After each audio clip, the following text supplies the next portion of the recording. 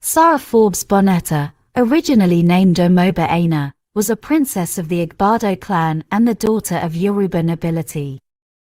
Born in West Africa, Sara was taken prisoner at the age of 5 in 1848, during the Okiedan War. While capturing the city of Okiedan, King Gizo of Dahomey executed a number of its citizens and sold the remaining citizens into slaves.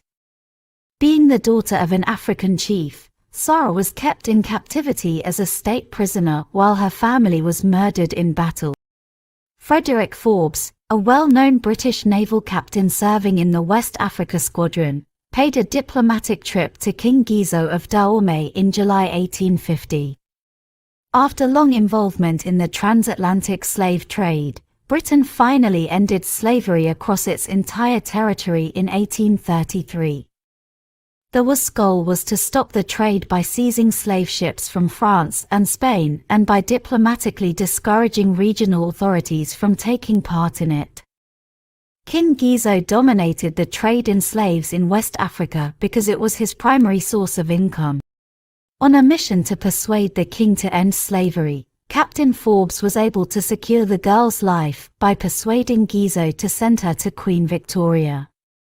Later on, he recorded this in his journal: "She would be a present from the King of the Blacks to the Queen of the Whites." When Forbes brought her back to England, he gave her a new name, Sara Forbes Bonetta, in honor of both himself and his ship, the HMS Bonetta. Forbes had a great deal of care for his charge and was astounded by her swift learning and musical talent. He described her as a perfect genius and praised her for her intelligence and heart. Forbes reported in his journal that she became a general favorite with the crew, who called her Sally, throughout the lengthy voyage back to England on board HMS Bonetta. At first, Sara resided with Captain Forbes' family at Windsor Castle on November 9. A few months after their arrival, Forbes gave Sara to Queen Victoria and Prince Albert. In her journal entry dated November 9, 1850, the day of their first encounter, the Queen wrote the following about Sara. "Captain Forbes saved her life by asking for her as a present. She is 7 years old, sharp and intelligent, and speaks English. She was dressed as any other girl.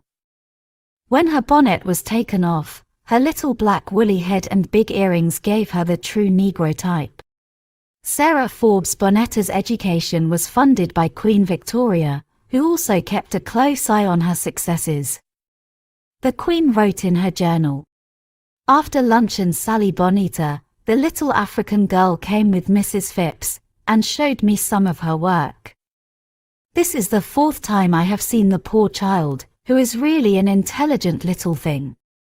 She reportedly got along well with the royal kids as well. Due to her ill health, Sara returned to Africa in 1851 to enroll in the female institution in Freetown, Sierra Leone.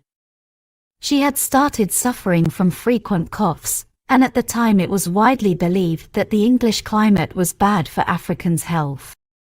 Sara received books and gifts from the Queen even while she was in Freetown. When Sara was 12 years old, Queen Victoria ordered her to return to England because she had apparently been miserable there for 4 years. Victoria later put her with the Gillingham, Kent-based Chun family. She was taught French and English by Annie Chun, the Chun's daughter, who subsequently recalled that Sara was very bright and clever, fond of study, and had a great talent for music. According to Annie, Queen Victoria gave constant proofs of her kindly interest in her. At the midsummer and Christmas seasons, she often went either to Windsor or Osborne to stay in the family of one of the officers of Her Majesty's household, and was frequently sent for by the Queen to see her privately.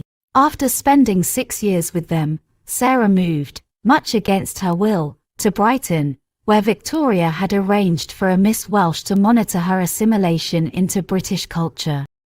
Sara's accomplishments came under intense scrutiny, especially in the press, by individuals curious to see how they might fit into then dominant racist ideas about the intellectual inferiority of African people. When Sara was 19, a Sierra Leone-born trader, James Davies, whose parents were freed Yoruba Africans, expressed interest in marrying her.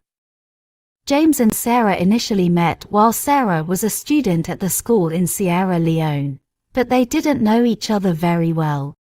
She originally turned down his offer, but the Queen approved the match.